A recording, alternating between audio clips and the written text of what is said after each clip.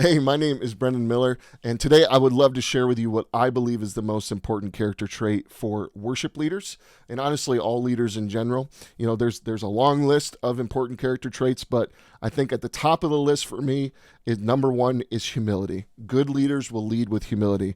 And when I was preparing for this video, I wanted to get the definition. What does Webster's define humility as? And it just simply says freedom from pride or arrogance, the quality or state of being humble.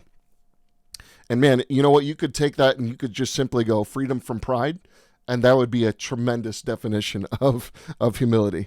During the month of January, myself and a few of my friends, we did this thing called the 30-day shred, and it's put on by the guys at TheosU. Which, if you've never heard of TheosU, I highly recommend.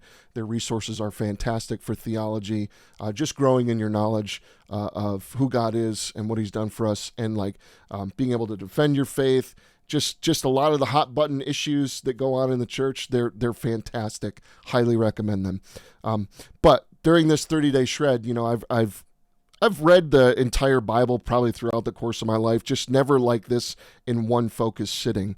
And one of the things with regards to humility that stuck out to me is a very familiar verse, and that's 2 Chronicles 7, verse 14.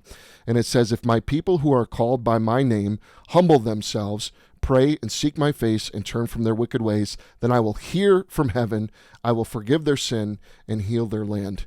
And what stuck out to me just a little bit differently, reading that verse, that to me, I've read it my whole life, I've heard it countless times, but just the order in which those kind of action items for us, where it says, "If my people who are called by my name," and the first thing, humble themselves. To me, that speaks that there is a priority on living your life with humility.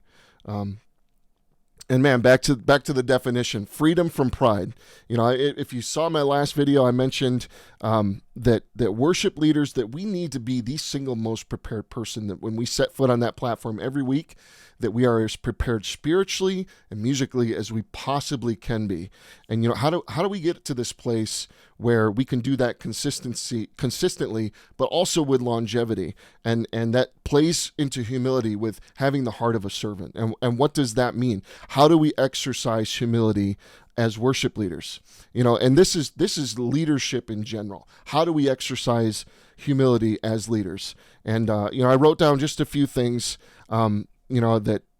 And if you want to talk about them, if you want to ask questions, just shoot me a comment, shoot me a message, whatever. I'm more than happy to spend time and go deep on stuff. But for just the sake of this video, the three things that I wrote down, that how do we exercise humility as leaders?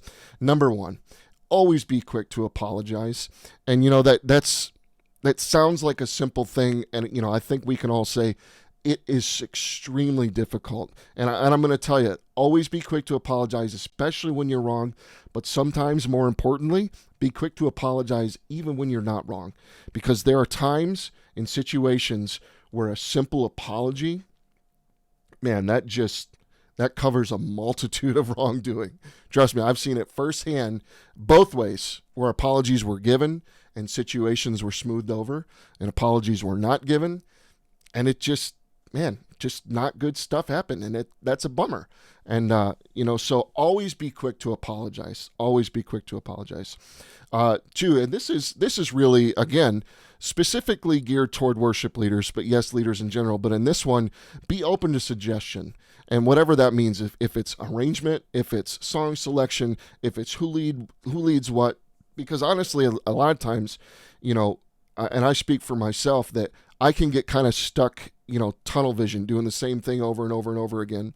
Not because I'm lazy or complacent, but because we're creatures of habit. It's what we do, and having that external input from people that you love and trust on your team is critical, just to make them feel like they belong, but also it gives them a voice and lets them know you hear them, you value their input, and it makes for an overall very healthy team. The last one, and again, back to my previous video, to don't sweat the small stuff. Mistakes are going to happen. Give grace.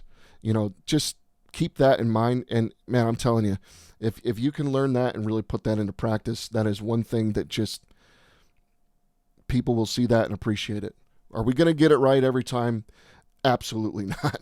but we can always strive to do better when we really try to learn from our mistakes, and that we're graceful when others around us make those mistakes. Man, I hope these tips have been helpful. And I'm looking forward to just sharing so much more of what I've got planned ahead. If you liked the video, please shoot me a like, subscribe, and I hope to see you again. Thank you.